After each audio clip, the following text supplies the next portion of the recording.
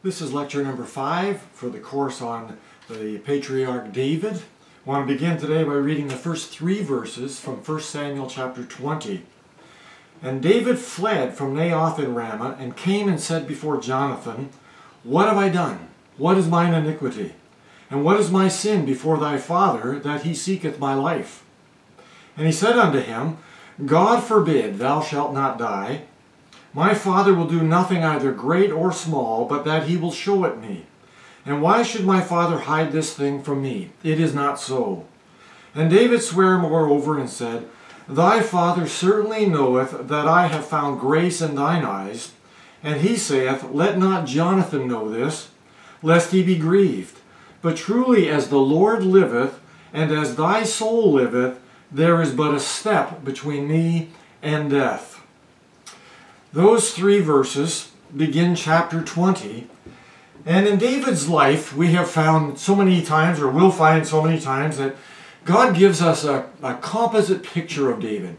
There's times when he is a great example of godliness, and there's times when he gives us something that we would do well to heed the warning of the things that he gets involved in. At the close of the last chapter, we saw how that in order to escape Saul's murderous intents, David took refuge with Samuel, and Samuel took David to what amounted to a prayer meeting among the prophets.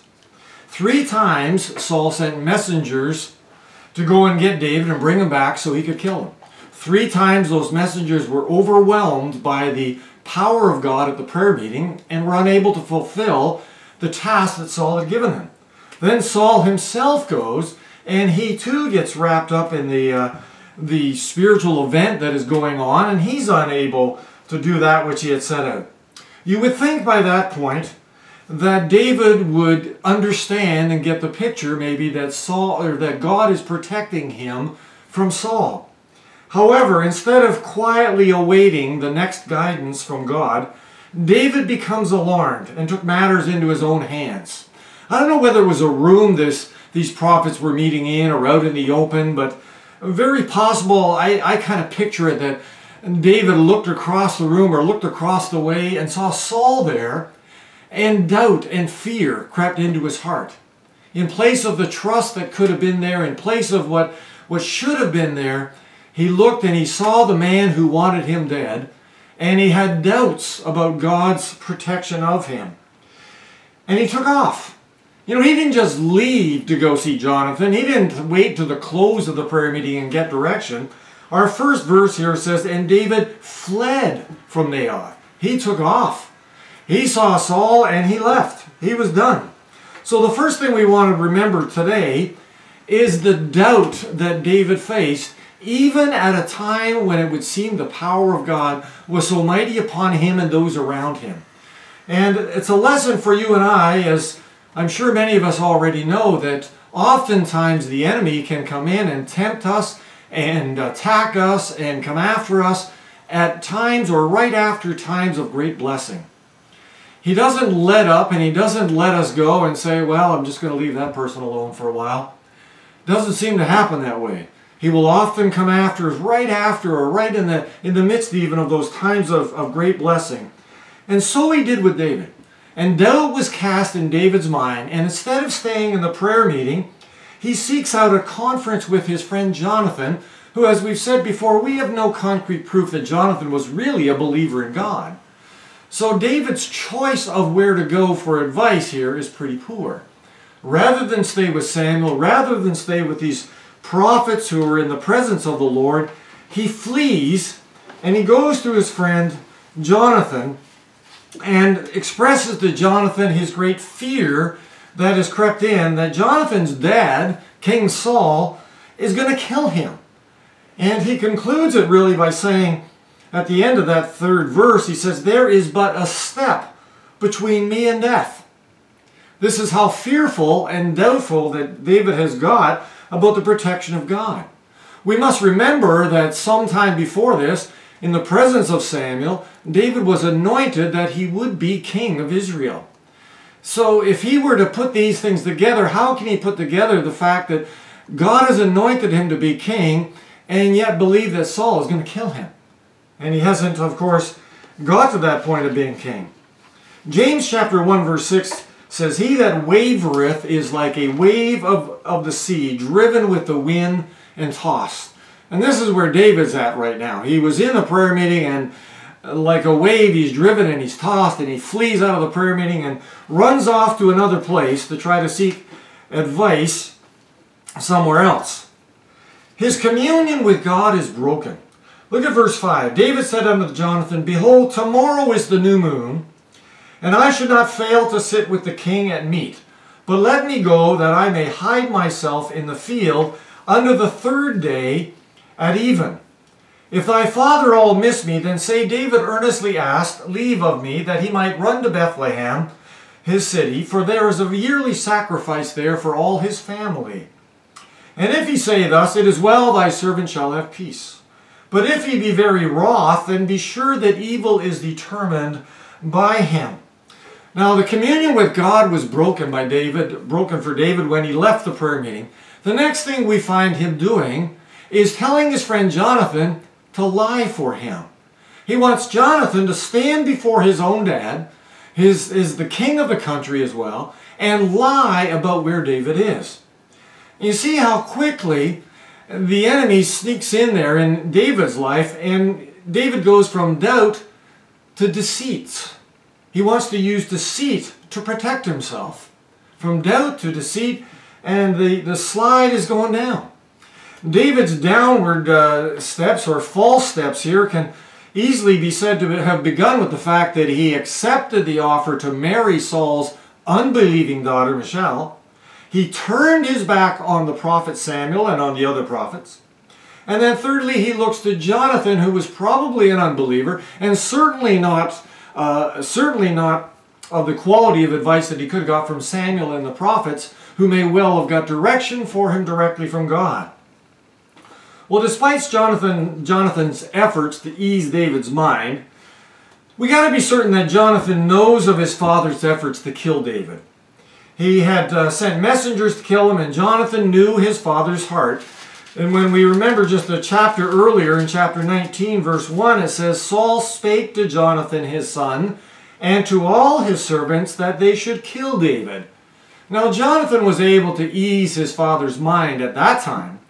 But of course, he did know that in the real parts of Saul's mind there, his intent was to kill David. And he didn't like David, and he had a great jealousy and envy, as we mentioned last time, for David. Now, David bids Jonathan to lie for him, and Jonathan does so in this chapter 20, a little later in the chapter. And we see a great battle going on here between the flesh and the spirit. Galatians 5:17 says, "The flesh lusteth against the spirit, and the spirit against the flesh. And these are contrary the one to the other, so that ye cannot do the things that ye would." Well, how true is that we cannot do the things that we want to do, and we do battle with that. And the Apostle Paul gives us maybe one of the best examples of that over in chapter 7 of Romans, and I'm sure many of you have read it before.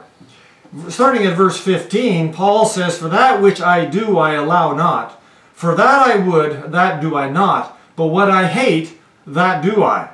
If then I do that which I would not, I consent unto the law that it is good. Now then it is no more I that do it, but sin that dwelleth in me. For I know that in me, that is in my flesh, dwelleth no good thing. For to will is present with me, but how to perform that which is good I find not. For the good that I would I do not, but the evil which I would not, that I do." And Paul goes on with that argument. I'm sure you've read it before. And it's sometimes a very confusing handful of verses to read. But really what Paul is saying is he's talking about the struggle in his own soul between the flesh and the spirit. The things that he knows he ought to do, he struggles to do. And the things he knows he ought not to do, he struggles not to do them. And this, of course, is the great Apostle Paul. So coming back to David, we find that David is running away. He's acting in the flesh, and he's running away.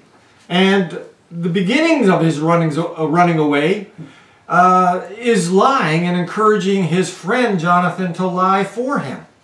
Now we know from Psalms, many of the states of David's mind, Psalms often bears witness to David's present state of mind at any given time. And at one point in his banishment from Saul and his running away and his fleeing and being in the wilderness, he writes these words in Psalm 84. How amiable, which means how lovely, how amiable are thy tabernacles, O Lord of hosts. My soul longeth, yea, even fainteth for the courts of the Lord. My heart and my flesh crieth out for the living God. For a day in thy courts is better than 1,000. I'd rather be a doorkeeper in the house of my God than to dwell in the tents of wickedness. Now when David wrote that, it was obvious that he missed greatly the opportunity to have worship, the opportunity to be in the tabernacle of God.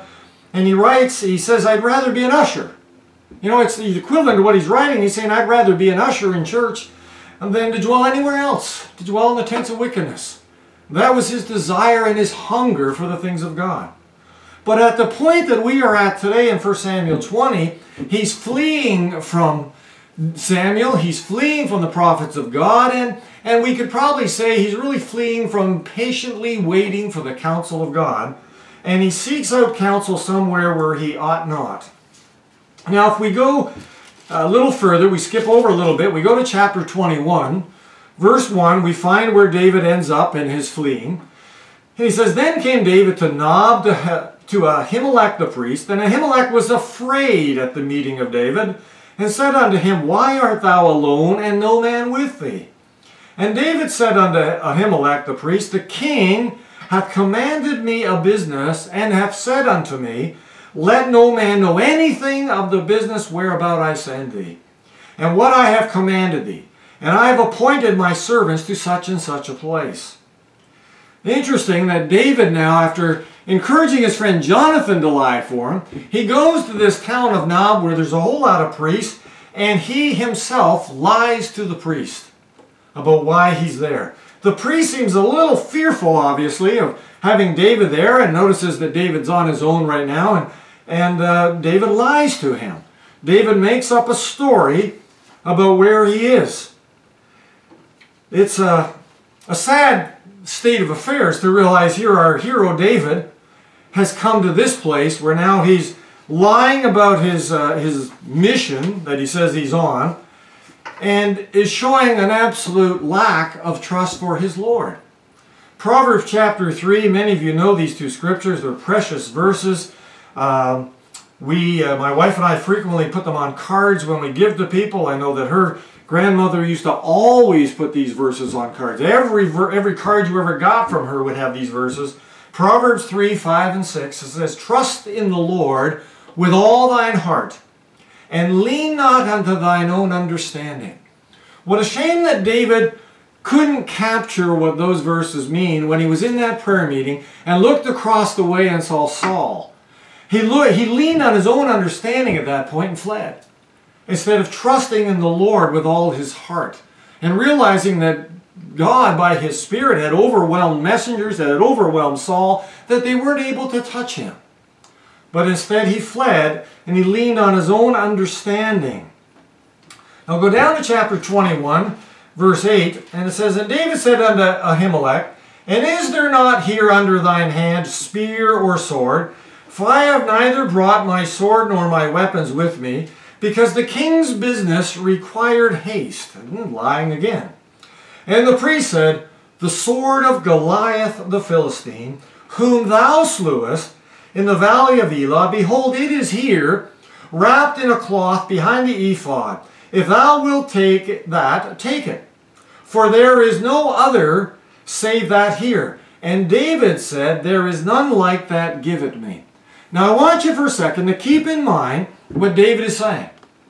The priest offers him, when David tells him he doesn't have any weapons, which would be very strange for a warrior like David to be traveling without weapons, but he tells the priest, I don't have anything with me. Do you have anything here for me? And the priest says, Well, I got Goliath's sword, Goliath that you slew. And David's last words here in these couple verses, if you look at the last sentence again, it says, There is none like that, give it me.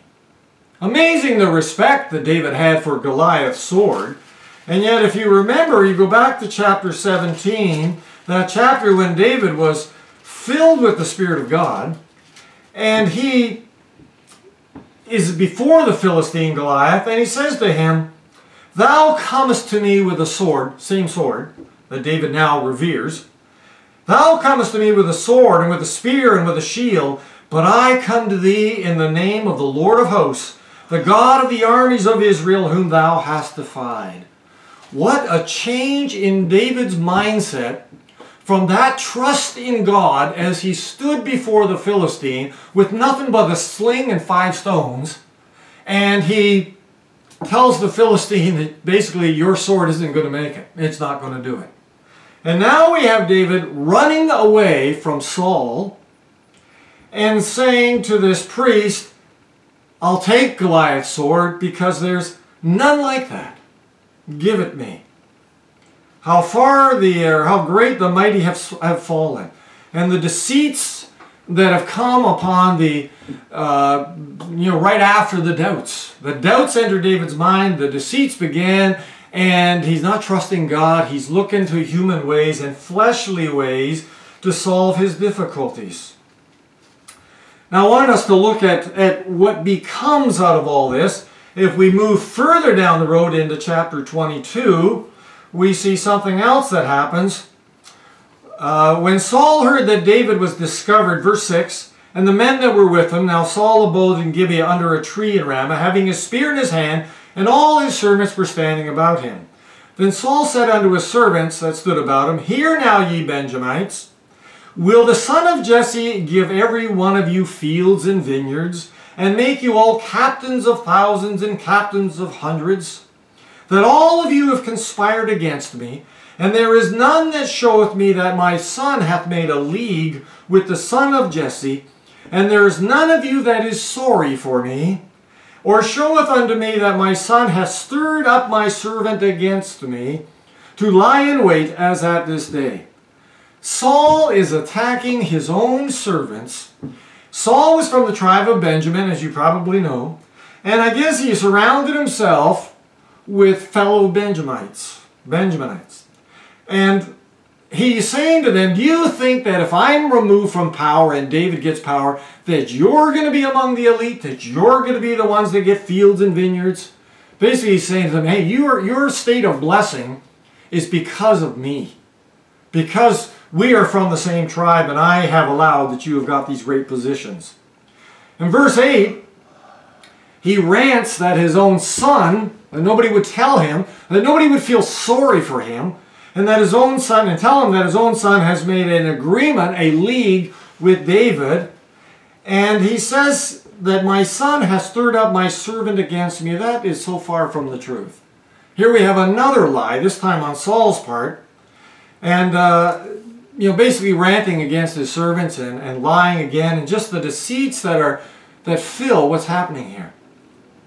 Then in verse 9 says, Then answered Doeg the Edomite, which was set over the servants of Saul, and said, I saw the son of Jesse coming to Nob, to Ahimelech, the son of Ahitub.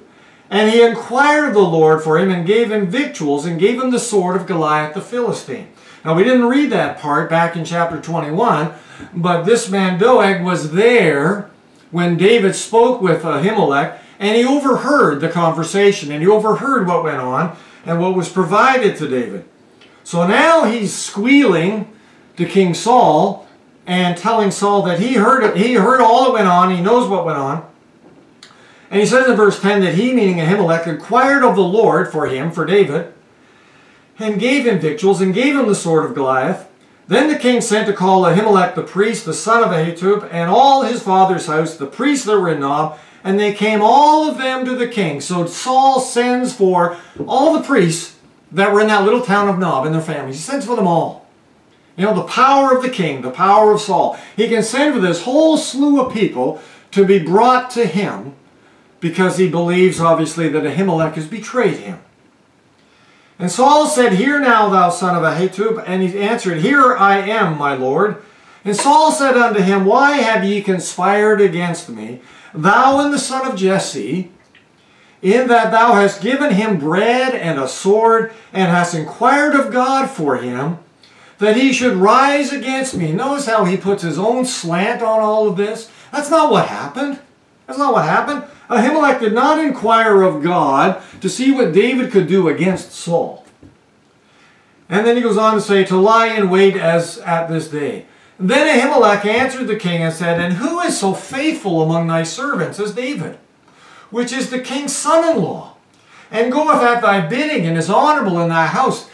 Ahimelech really appeals to King Saul and says, this guy David has done nothing but good for you. He's your son-in-law. He's been faithful. He goes at your bidding. He goes off to war and has won so many battles for you. And he's been so honorable. So it really appeals to all of David's good works before Saul. Verse 15, he says, then did I then begin to inquire of God for him? Be it far from me. Let not the king impute anything unto his servant, nor to all the house of my father, for thy servant knew nothing of all this, less or more. Ahimelech says, hey, I don't know what's all going on between you and David. I'm innocent of all this. I'm not party to all this stuff. Verse 16, and the king said, thou shalt surely die, Ahimelech, thou and all thy father's house. Obviously, Saul didn't believe him. And Saul says, you're going to die, all of you. Saul is beside himself at this point. Saul is not in his right mind by any stretch. And he's saying things that ought not to be said, and he's about to embark on an action that was killing of innocents and needed not to be done. And the king said unto the footmen, verse 17, that stood about him, turn and slay the priests of the Lord, because their hand also is with David, and because they knew when he fled, and did not show it to me. But the servants of the king would not put forth their hand to fall upon the priests of the Lord. Interesting that Saul's servants refused to obey him to kill the priests. They wouldn't do it. They didn't want to touch the priests of the Lord.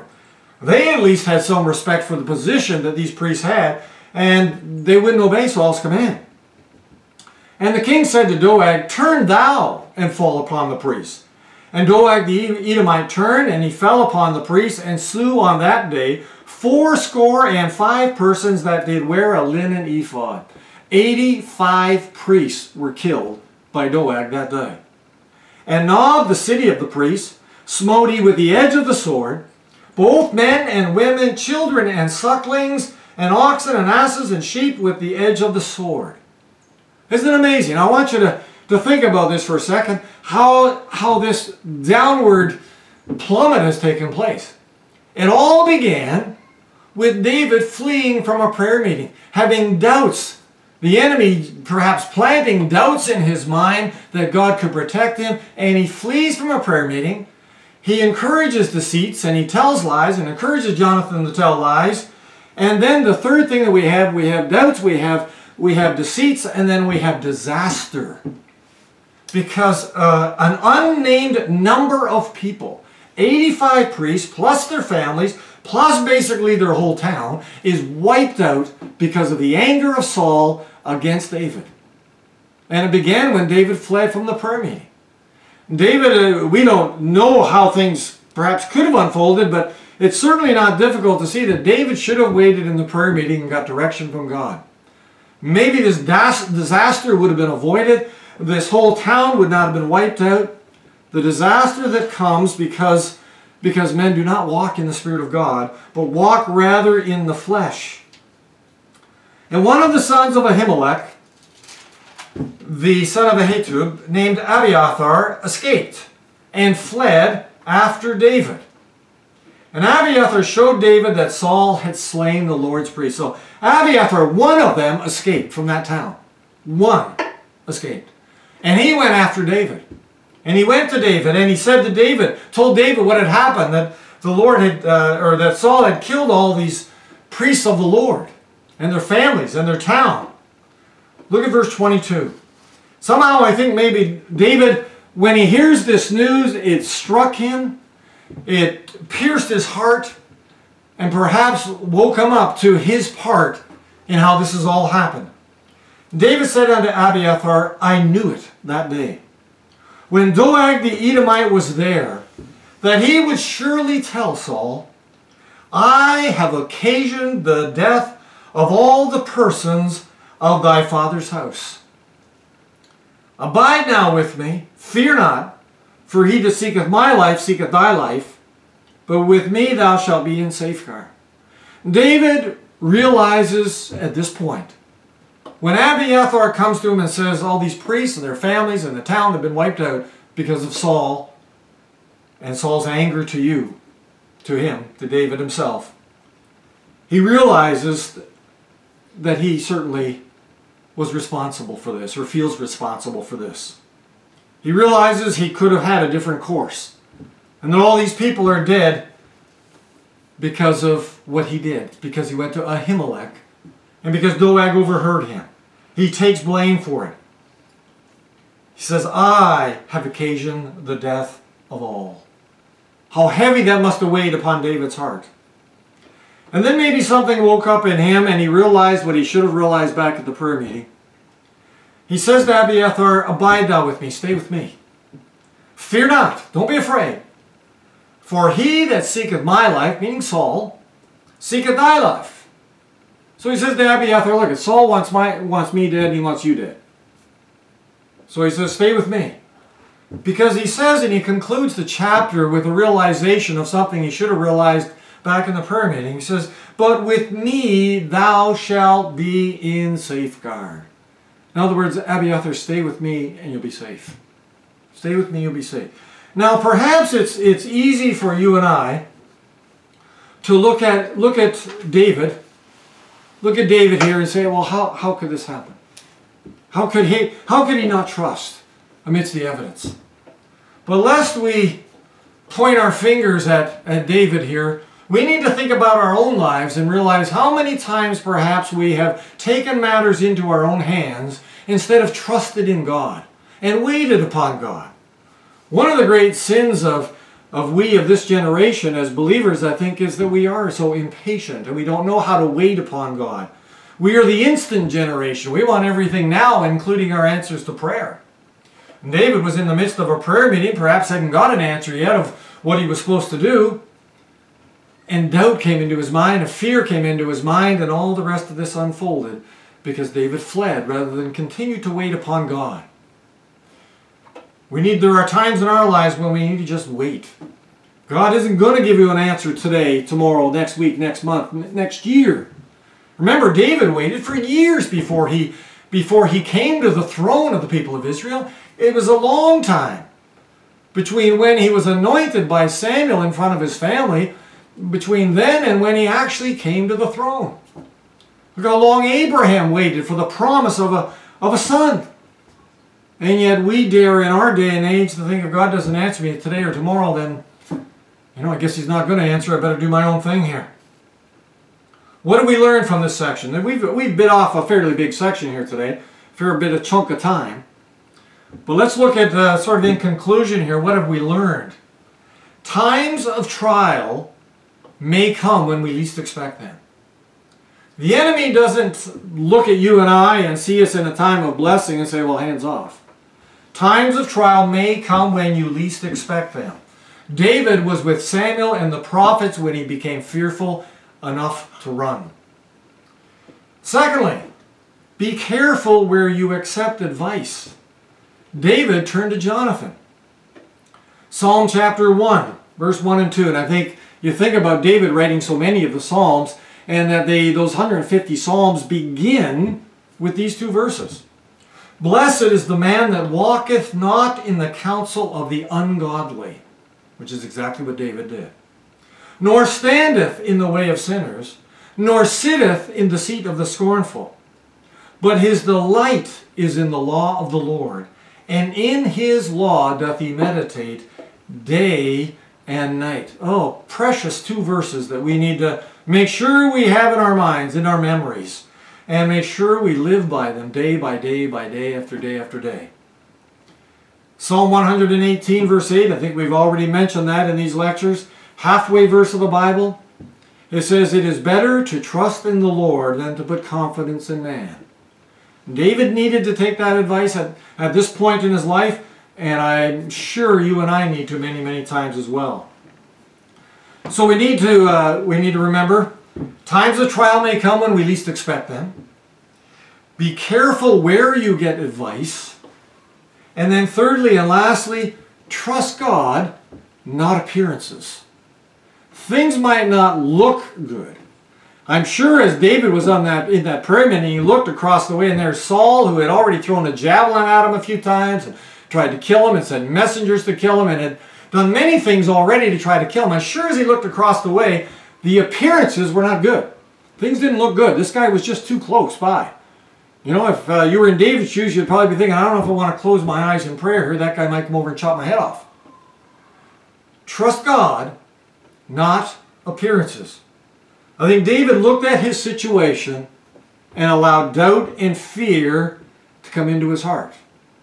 We need to look at our situations, whatever they be and wherever we are when it happens, and trust God and not the appearances.